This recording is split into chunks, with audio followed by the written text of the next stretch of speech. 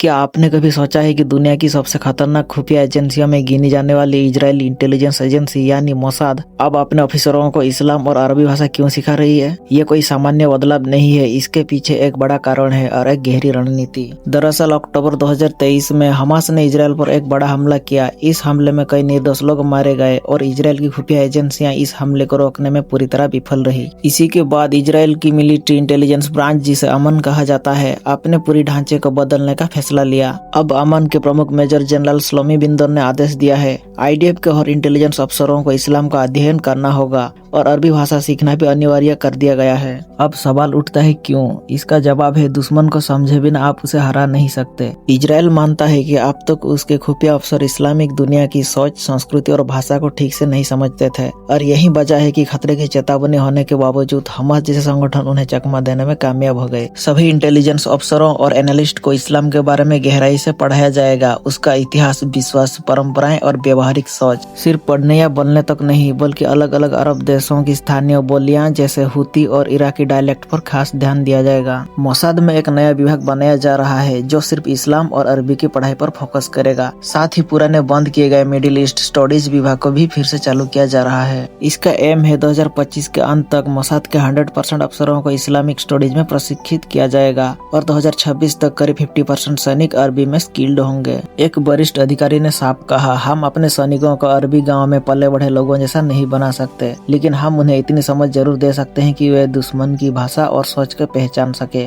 उसके इशारों को समझ सके और पहले ही खतरे को पकड़ सके। तो साफ है, इजरायल अब अपनी सुरक्षा रणनीति में केवल तकनीक या हथियारों पर नहीं, बल्कि दुश्मन की सोच को समझने पर भी जोर दे रहा है। सिर्फ बम और मिसाइल से लड़ाई नहीं जीती जाती, कभी कभी दिमाग, संस्कृति और भाषा भी सबसे बड़ा हथियार बन जाते हैं। अगर आपको यह जानकारी रोचक लगी तो चैनल को जरूर सब्सक्राइब करें और कमेंट में बताइए, क्या भारत को भी अपने दुश्मनों की भाषाओं और संस्कृति पर ज्यादा ध्यान देना चाहिए।